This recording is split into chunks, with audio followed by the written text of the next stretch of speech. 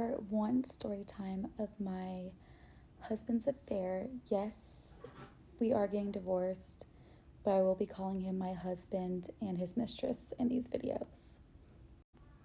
So on September 1st, 2024, when I was 30 weeks pregnant, my husband has been very depressed for like most of the summer, and that day I finally asked him again, like, is it me?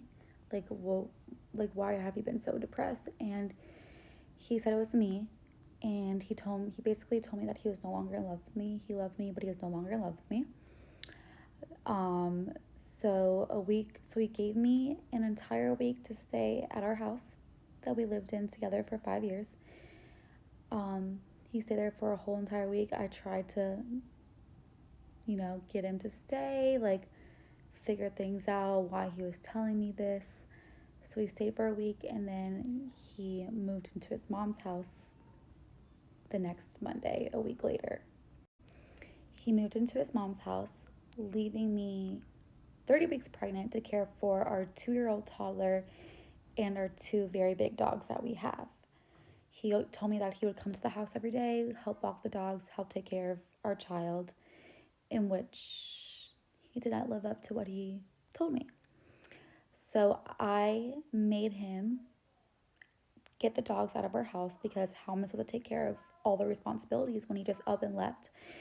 And he was doing sketchy things like not spending the night at his mom's house anymore, staying the night there. He was staying the night at his friend's house.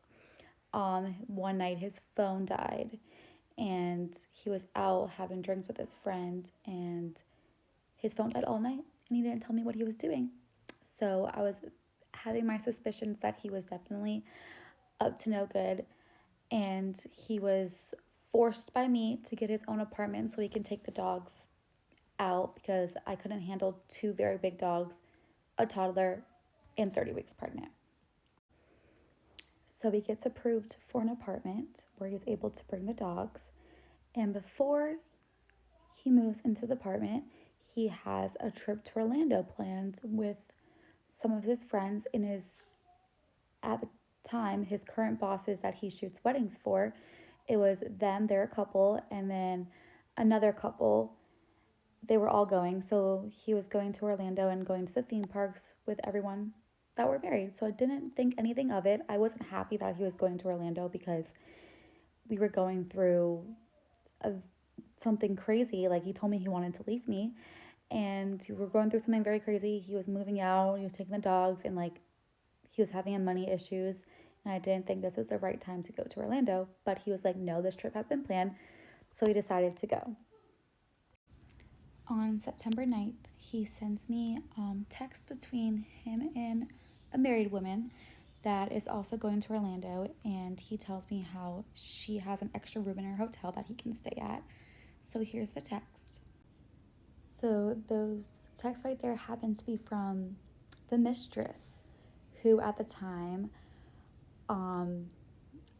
did not think anything of it, because 1, she was married, 2, he was at her wedding, because he was the second shooter for the videography of her wedding. So I thought absolutely nothing of it.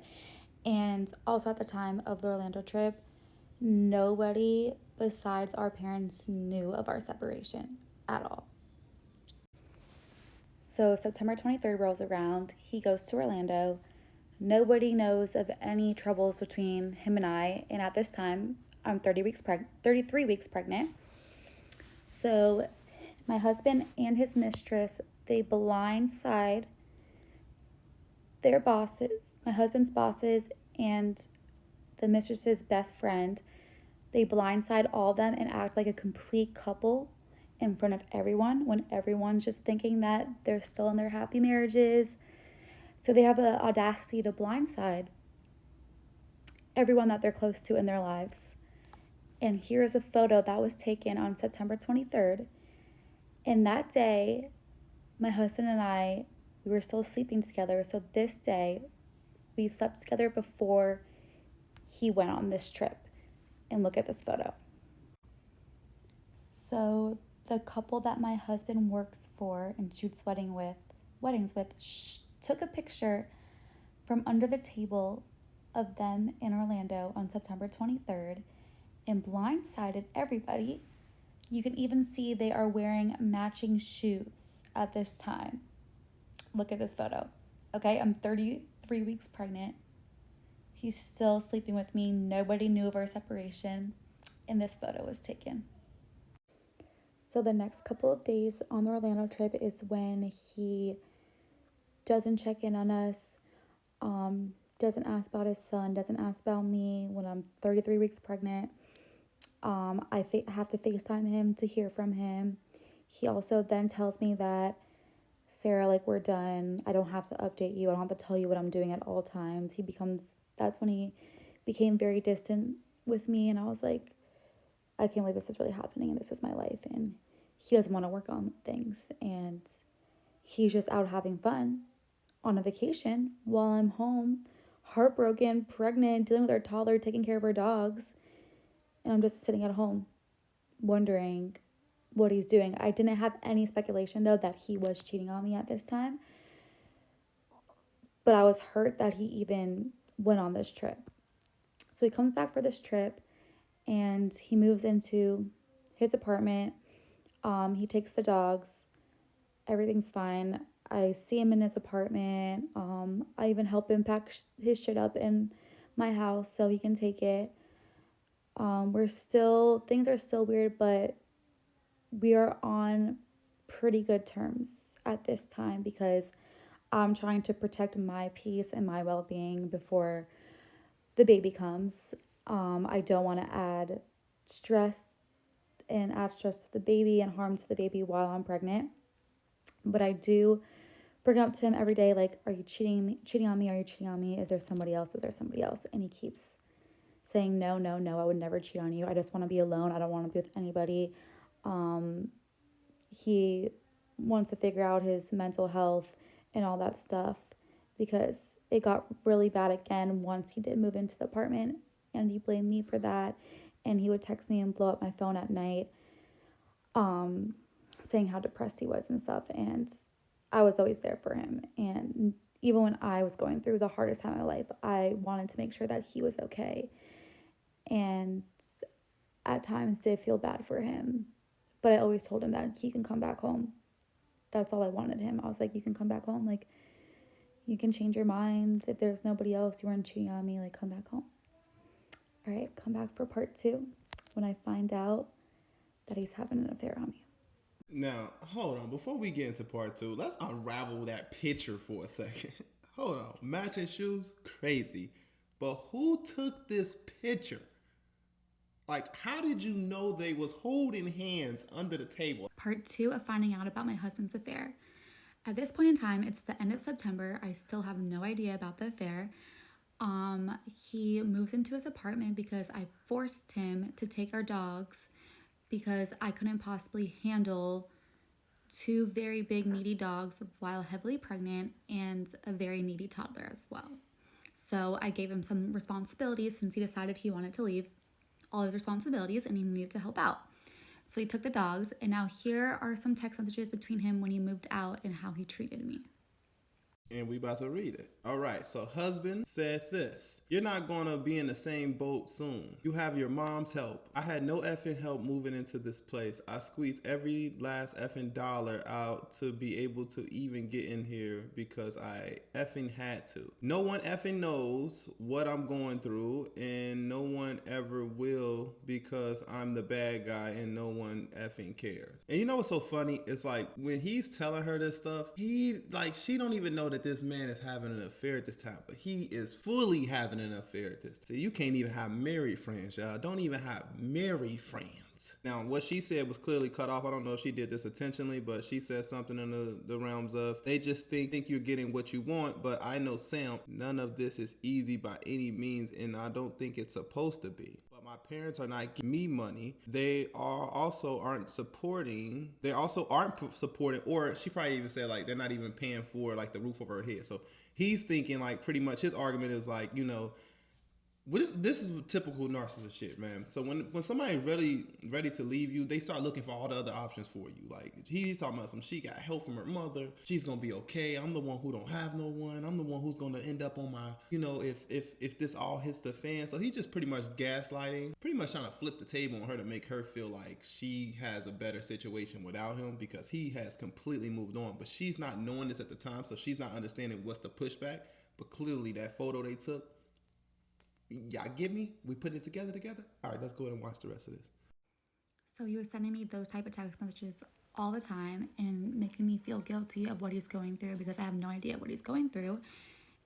And I didn't because I had no idea he was having an affair on me.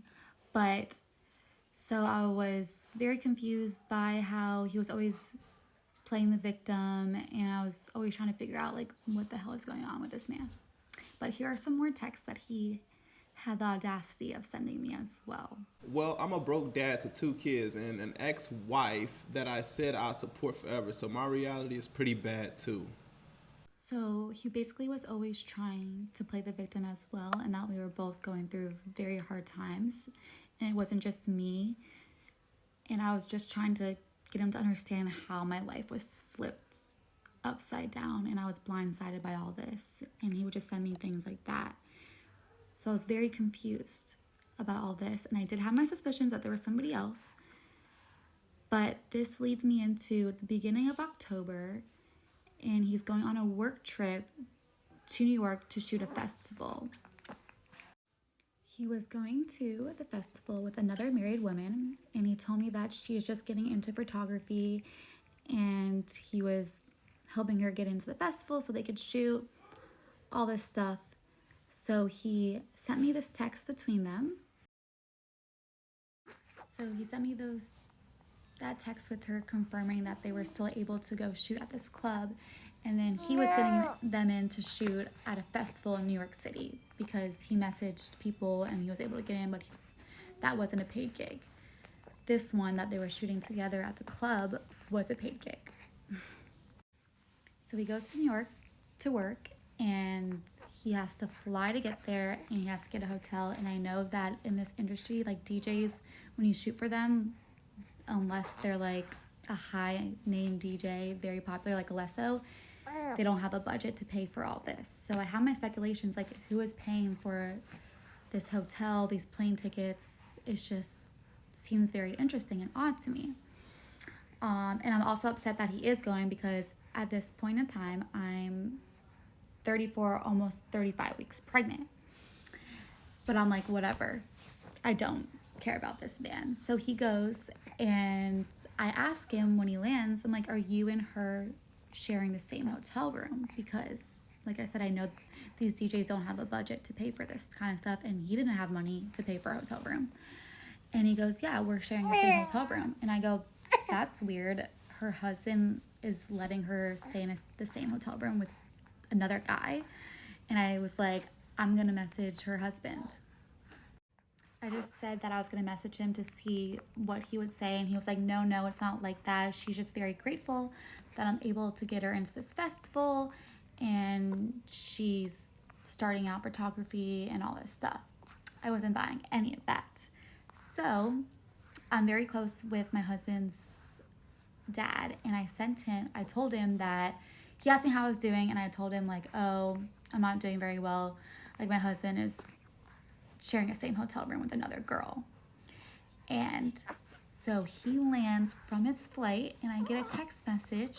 When he lands back from New York, I get a text message from my husband saying this. So his dad picks him up from the airport and confronts him about being in the same hotel room with another girl. My husband flips out, texted me that, saying that I needed to drop our toddler off at my parents' house because things are about to get ugly between us. And at this point, I have no idea what this man is capable of, and I get really scared. But I end up calming him down, and he comes to the house. And when he comes to the house, he starts hysterically crying because he feels like he has no support from anybody and nobody understands what he's going through. And then he finally confesses that he is sleeping with this girl. We'll call her the mistress because that's who she is. He has been sleeping with this girl since the Orlando trip. because they are both bonding over the fact that they're both going through divorces. And I do not believe that. So stay tuned for part 3. Part 3 of finding out about my husband's affair. So we left off on the night of October 7th, where he confessed at my house that he's been sleeping with this married woman, and they are bonding over the fact that they're both are getting divorced. This started supposedly on the Orlando trip, which was the end of September. Now this is October 7th.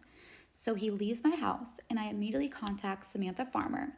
Samantha Farmer is also married to David, and they both shot my wedding, and my husband works for them. So I immediately contact her because she was on the trip in Orlando, and I tell her what my husband told me, that he has been sleeping with this married woman and they both are getting divorced, and the whole story of what he told me. And she was like, that is not true at all. You need to find out the truth. So I text my husband immediately after that, and let me show you what he said. I was told from that trip that they were acting like a complete couple, holding hands, telling each other that they loved each other on this trip. Meanwhile, my husband was saying that it happened. That was the start of everything. So I had to find out for myself what was going on and what was happening. And I had to dig deep. But he also sent me a few other text messages, like this one. So all this man was doing was deny. So what I did, I decided to call the girl's husband because I knew she was married. And I was like, there's no way he knows. So I call him up. I tell him everything because he knows nothing. My husband separated with me on September 1st.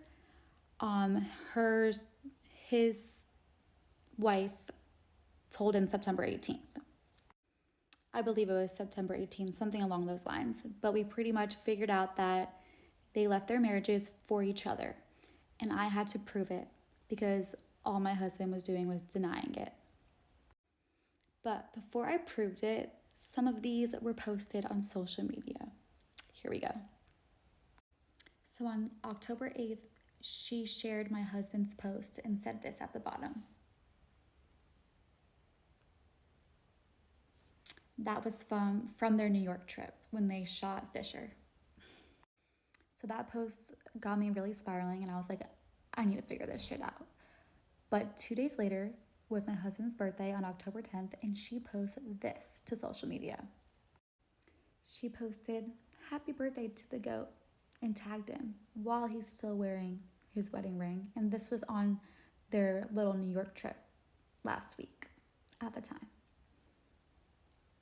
So that sent me. So that post made me lose my shit. And at this time, I am 35 weeks pregnant with our second child. So I decide to pull up the phone records. And the phone records show everything that I needed to know, that he was having an affair on me since June. Stay tuned for part 4. Part 4 of finding out about my husband's affair. So we left off where I found the phone records, and that's when I found out he was having an affair since June 18th with this married woman. So we're still on October 10th, and this is my husband's birthday, and I just found all this out. But let's rewind back to the beginning of the day where I do some lurking, and I see on the mistress's page that she has the same tattoo similar to where my husband has a wave tattoo. Let me show you my husband's tattoo. Okay, so this is my husband's tattoo that he's had for a very, very, very long time. Honestly, not the best looking tattoo there is. And now we have her lovely wave tattoo over here, which I was like, very, very interesting. But come to find out, she got this tattoo in August when my husband and I were still together. But she was sleeping with the same man too, and she got a matching tattoo in the same spot that he has one. All right, everyone, let's buckle up because things are about to get crazy. So here are also some crazy texts my husband sent me in the beginning of the day as well. So he texted me this because the TikTok world is going to come for me, but I slept with my husband on October 9th, and he was scared that I was going to tell his mistress, and I was going to ruin everything. So here are the texts. First of all, you messy, and I don't even blame you at this point. Before y'all come for me, yes, I slept with him. Yes, I was 35 weeks pregnant. I just still wanted the man that I loved for 9 years to love me too. And I would have done anything to not have a broken family. But let's go back now to me confronting my husband and calling him about the phone records. So I call him up and I confront him about the phone records and tell him every single time that I realize that he cheated on me. He loses his shit and he decides to hang up on me and pull up my phone records and realizes that I was talking to the mistress's husband. So he says he's going to come to the house and get the rest of his shit because he never wants to see me again. And I tell him that there's something at the house, you don't need to come here. And he's like, no, I'm coming here. So I was worried about the well-being of me, my child, and my unborn baby. So I locked all the doors, and when he got there, I didn't let him in the house. He got really mad and said some things that I cannot say on the internet or this will get taken down again. But I got him to come back and to come in the house while me and my toddler were safely in my car out of harm's way, just in case he was going to lose his shit or anything like that, because I did not trust the man. So I let him come in the house, and then not even a minute later, he comes out and he puts his keys on the car, says some things that I cannot say on the internet because this video will get taken down, put his keys on the car, and walks out of the neighborhood. I start freaking out, and I call 911. Long story short, so this video doesn't get taken down, he gets Baker acted. I'm like, okay, he's going to finally get the help that he needs, and everything's going to be okay. Later that night, I put my toddler to sleep, and then next thing you know, I get a call from no other than the mistress herself. Stay tuned for part 5. Part 5 of finding out about my husband's affair. I have to give the people what they want even when I just woke up and have a sleeping baby. So we left off where the mistress, my husband gets Baker acted, and the mistress calls me. So she calls me up and she tells me that my husband gave her my number to inform where he is. And I was like, oh, I know exactly where he is. The cops were at my house on the one that he got Baker acted. I'm not worried about him. Not worried about him at all. And she's like, we need to get him out of there. It's a horrible place. He doesn't need to be there. He's not depressed. Was never going to do what he said he was going to do. And I was like, no, you don't know him. I've been with him for 9 years. And I told her off. I didn't yell at her, but I told her off for about an hour. Let me explain my reactions real quick. You said you was crazy? You said you was having some mental issues? Huh? You're depressed? You're cheating on me because you depressed, right? Get your ass in that psych ward, boy. No, she smiled. Shoot him in the ass with a needle if you have to. Sedate his ass. There are a lot of things about him that she had no idea. And that's when I was like, and you have no idea he's still sleeping with me. And she goes, when was the last time you guys slept together? And I go, yesterday. So it was about a 2-hour long conversation. And honestly, like, I was really nice to her because I know how shitty my husband is and manipulative. And I didn't blame her at all. But come to find out, this girl is crazy. But, you know. So I didn't blame her at all. And we had a good 2-hour long conversation. And the next, she was still staying in contact with my husband while he was in the mental institute. She was on the phone with him the majority of the time, which I had no idea that was allowed. And I wish that wasn't allowed because he actually needed help in there. But she was in contact with him most of the time. I wasn't in contact with him at all until he ended up calling me the next day because he had to put my house address and my contact info to get him out of there because I was his wife. So the next day he had an evaluation and he was able to get out of the mental hospital. But here are some text messages from the mistress herself that she sent me. So she said this about my husband to me because she was texting me and in contact with me while he was in the mental institute as well. The way I wouldn't give a damn.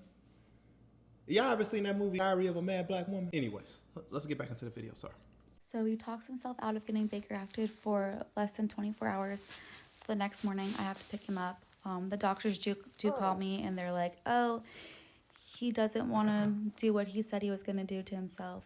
He's just dealing with extreme guilt and remorse for what he has done. And I was like, I don't believe that, but okay, I'll come pick him up. So I picked him up with his dad, and his dad and I sit him down and talked to him for about like 2 hours in the car. And honestly, we think we have a good talk with him. We think that, at the end of the day, like, he needs to put his kids first, like he's putting this girl first and all this stuff.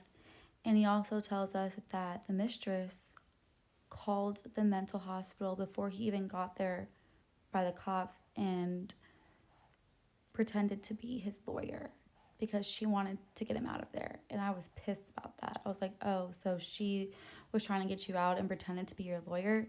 She's not even a lawyer in this state. Which I thought was very wild. So I bring the man back to my house because we have a child together and I'm 35 weeks pregnant.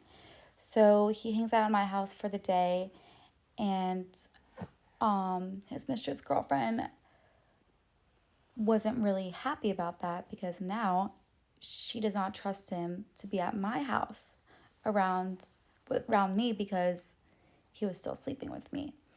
And so the next day, everything's fine. He leaves. The next day comes around, and he tells me that I owed it to the mistress to tell her that he got out of the mental hospital because she was keeping me updated. Because when I picked my husband up, I didn't give him his phone back for a couple hours because he needed to have a sit-down talk with me and his dad. So nobody informed the mistress that he got picked up. And here are some text messages from my husband.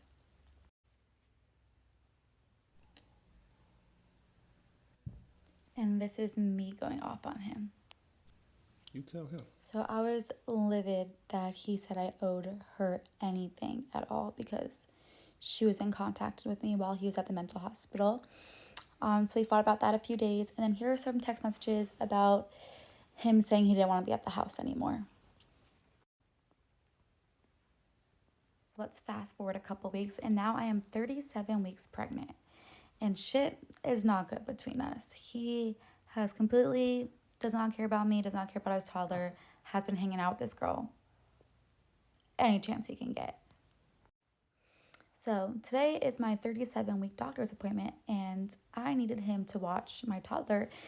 And he says no because he has to go pick up the mistress from the airport because she doesn't live in the same state that we live in, and she comes and flies down every weekend all the time. So he has to go pick her up, and he cannot watch my toddler while I go to my doctor's appointment. So at this doctor's appointment, I find out that I'm already 3 centimeters dilated, and I'm probably going to have the baby this weekend. And guess what? The mistress is in town this weekend. So I'm like, of course, I'm going to have the baby any day now.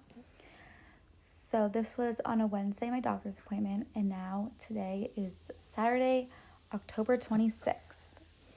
And today is a day that my husband is going to take our toddler and give me a little break because his mistress was leaving and driving 4 hours away to go to a Halloween party. So he comes to my house, and we are fighting as one does when you're 37 weeks pregnant, about to have a baby, and are pissed off that he hasn't been around and he's been hanging out with another woman. So we are fighting, and next thing you know, somehow things are fine, and next thing you know, we end up having sex together. And not even 30 minutes later, I start having contractions.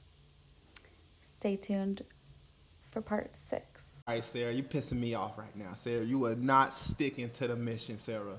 I'm riding with you here. I'm riding with you here. Killing me. Stop sleeping with this man and put him back in the mental health hospital where he's supposed to belong. It's ridiculous. Part 6 of finding out about my husband's affair. So I left off that I was having contractions and going into labor. I do have a full birth story on TikTok if you want to see all the details. I'm going to try to speed through this part.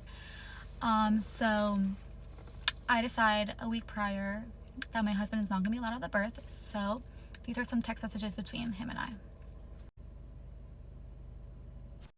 Why would I want this man at my birth who has done nothing but cause harm, stress, pain, crying my eyes out every morning? Why would I want him at the birth? So I bring my toddler to my parents' house and he goes home and I go to the hospital with my mother. And when I get to the hospital on October 26th, I am already 7 centimeters dilated and I'm hardly in any pain at all. So I get admitted and things are progressing slowly. So throughout the night, nothing progresses. And then it's 8:15 the next morning on October 27th. And I decide, okay, things are taking a little longer than expected.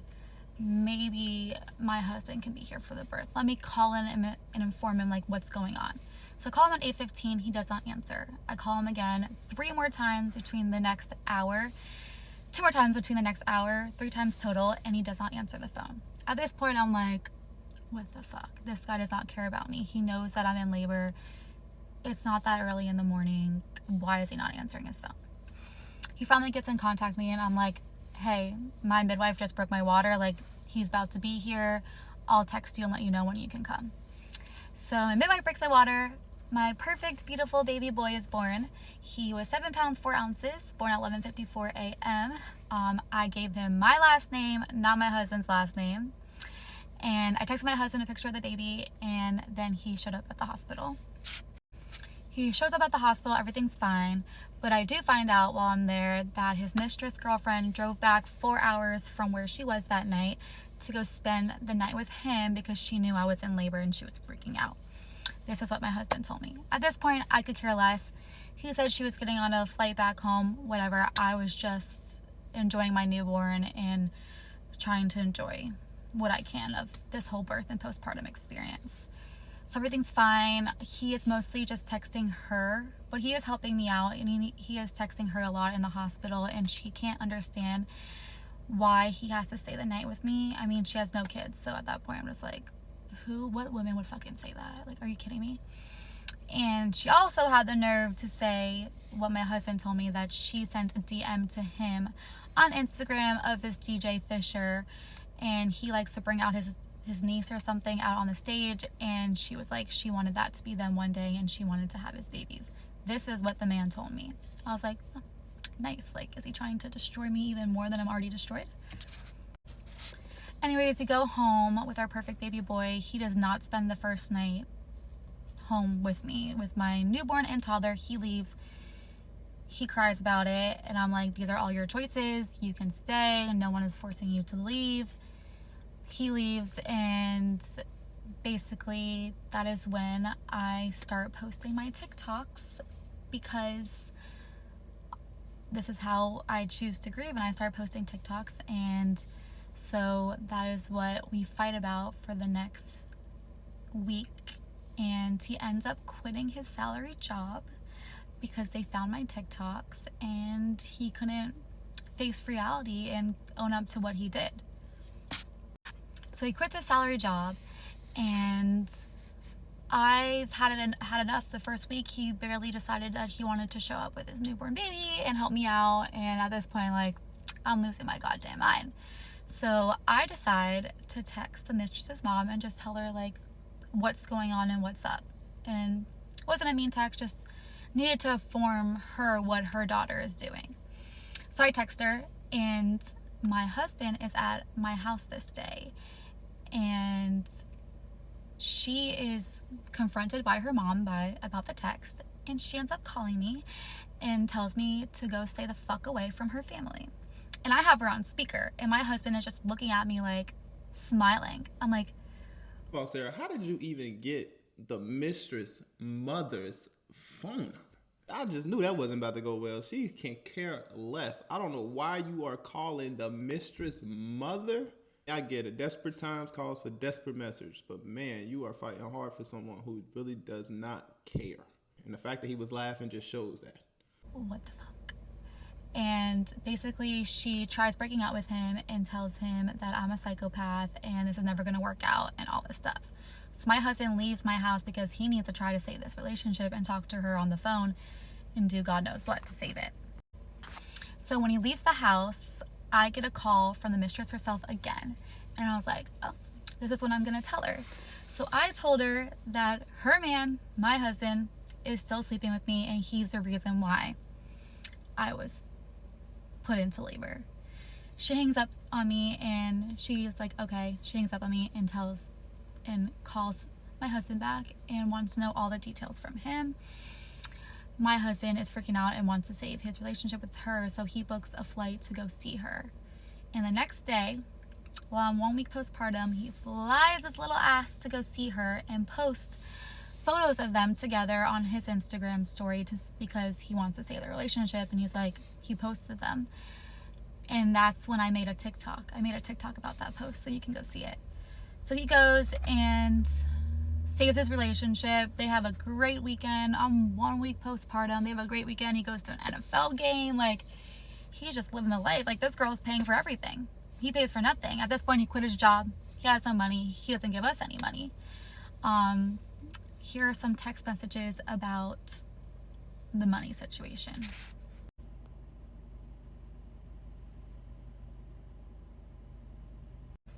This man wanted me to be appreciative of the hard work that he was doing before he quit his job.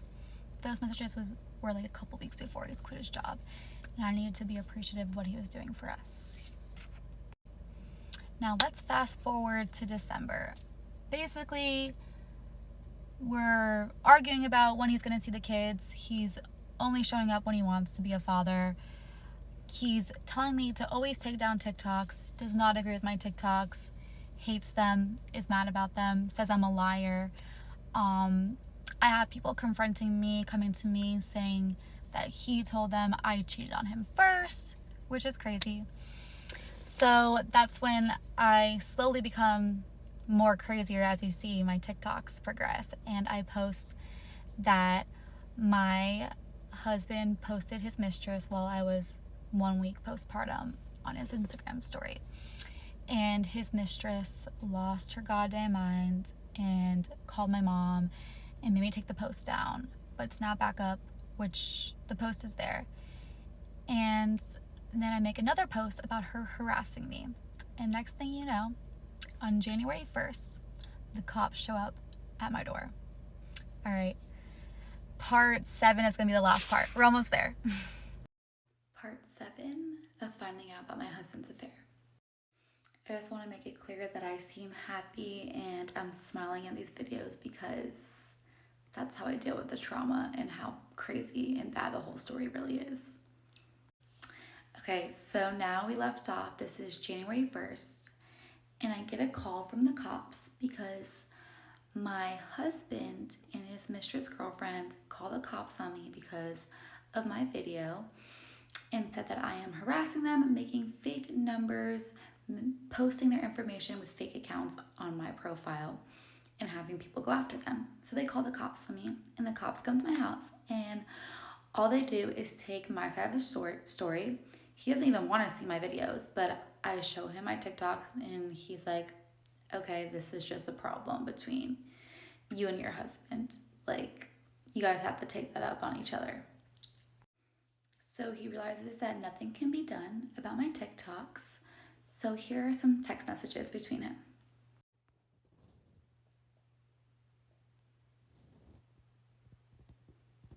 I have all his accounts and his mistress accounts blocked on my TikTok, and they have burner accounts to stalk my videos, and they read the comments more than I do. But yeah, I'm not the one making fake accounts, they are. Here's some more text of him demanding me take the TikToks down. Also, still claiming that he's gonna call the cops on me again. So now it's January 2nd, and my husband finally files for divorce. I've been waiting for him to file for divorce this whole entire time.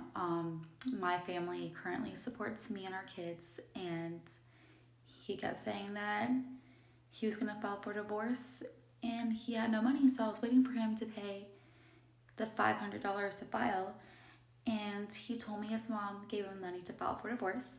So he filed for divorce on January 2nd, and January 3rd, our 5-year wedding anniversary, I counterfiled for divorce. So my husband is still complaining about my TikToks and trying to get me to take them down. But the weekend of January 3rd, my husband takes the boys for the weekend, and I tell him that on Monday at 7:45 a.m., our little 2-month-old baby has a doctor's appointment. And he was like, okay, I'll take him. And I was like, I kind of want to be there and I want to take him. And he's like, no, I'm taking him. He wasn't budging. He wasn't backing down. I was like, okay, whatever. You can take him. And that weekend, whenever I tried to contact him about asking him how the boys were, all he would reply back to me was, take the TikToks down, Sarah. So I decide, and actually my mom tells me, she's like, I think you should go and show up at the pediatrician's office because your husband doesn't really know the newborn baby. You're the mother and you should be there as well.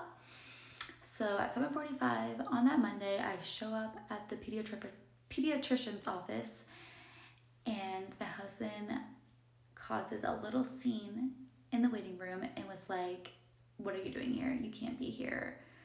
I don't want you here. Either I go in by myself or you go in by yourself. And I was like, okay, well, where's our toddler? And he's like, with my mom at the bagel store next door. And I was like, okay, I'll go hang out with him and you can take our little baby into his doctor's appointment. And I left because I did not want to cause a scene or any confrontation or anything like that. So a couple days later, another cop shows up at my house, and my husband decides to try to file a restraining order against me. Yes, but the cop is like, okay, like nothing to worry about. The restraining order got denied, but you still have a court date where he can try to fight it. So we show up to court. This was the last Thursday. We show up to court, and I'm like freaking out because I'm like, oh, I don't know what he's gonna do and try to manipulate the situation. And I was really nervous for that. So I showed up to court. All I had to do was say my name, and they asked him a few questions. And the judge was like, this isn't divorce court, this is domestic violence court, so case dismissed. And he had his little binder with him, so he slammed his binder on the desk and ran out of the courtroom. And I was like, this is so embarrassing. And honestly, it's crazy how much he hates me. Like, I don't know, this is how I deal with trauma. Like, I was looking at him and either wanted to cry or laugh. Like, I just couldn't look at him because one of those was gonna happen. So that finally leads me to today, where this man still wants me to take my TikToks down, and he says this is a horrible way of grieving. It's only gonna ruin his lives and our boys' lives and all this stuff, and only cares about himself. But I didn't make this series to destroy him and his mistress or bring anybody down or hurt anybody. I just felt the need to tell my story because people were coming out and saying lies about me that my husband have told about me, and I just couldn't stay silent anymore. Like, yeah, okay, this might be my form of grieving and my form of crashing out, but I let this man control me for 9 years and manipulate me for 9 years. And at the end of the day, he is a serial cheater, and he always will be, and he will always be that person. And I did dodge a bullet, and I deserve way, way, way better. And at the end of the day, like, I am really happy that he did this to me because I probably would never have left. I mean, as you guys can tell, I love this man with everything in me. I gave him the world, and I just wanted him to be happy. He was my home for 9 years. Like, he was my person, and I never thought that somebody that I loved can betray me this way. So yeah, I was holding on to every piece of hope, and I am pretty numb to like this whole situation. And I know that I will heal and everything. I will feel happy again, and I won't ever think about this man who destroyed my freaking life. There's still so many details that I didn't share because this story was very, very messy. But you guys should leave any questions in the comments, and I'll reply back with some videos if you you guys have some questions. All right, Messy Fam. This is a lot to unravel. This was an emotional roller coaster. I appreciate you all for watching this video to the end. Now let's break it down. What are you guys thinking? Let me know in the comments right now. Admitted that she was wrong in a lot of these situations. Going back to a person like that, all you doing is enabling that person. You enabling that behavior. If you show somebody that they can disrespect you and you're going to be okay with it, they're going to continue to disrespect you. You got to stand up for yourself. Now, when she did start to stand up for herself, she was going on the right path. You know, I don't support divorces and stuff like that. If you get married, I would like to see that statistic actually get better. I would like to see people staying married longer, not getting out of marriages over something so petty. I was married and I was divorced. I got married young and I got divorced young. You know, I was married from 21 to 25. I'm 30 today. So I was married for a little bit of time. I don't regret it. You know, I don't regret the divorce part, because if it's to the point where it just doesn't work, before it gets to that point where we got to cheat and all that, we might as well just, you know, wrap it up, split ways. You know, let's be real, man. Sarah, it wasn't your fault that all that stuff fell. It was his fault. He's too distracted chasing lust and whatever else he's out there chasing, that he's not even focusing on the money. So if he's failing in life, it's not because of you. He's going to gaslight you so he can make bad decisions. At the end of the day, marriage is a two-way street. You know, it's going to take two people. It can't just be one person madly in love and trying to make it work and the other person's like on the fence. If the other person's on the fence, then that's not going to work. They both have to want it. And I feel like from his perspective, in her perspective, like you could tell that she was just more comfortable. That's why she kept making those mistakes of going back to him. And for him, I think he was comfortable with her in the sense of she brought comfort mentally to him. So he can make excuses, he can be pathetic, he can be a narcissist, he can be a cheater, and he can get all of these excuses to why he's done those things and still be able to sleep with you.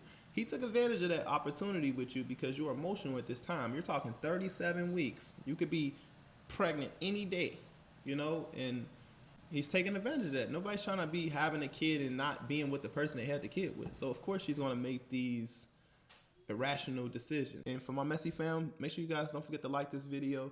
Go ahead and follow her for more updates. I did have her tagged throughout the video, so y'all can follow her on her social media platform, which will be most likely TikTok, for more updates. So until the next video, Messy fam, I appreciate y'all.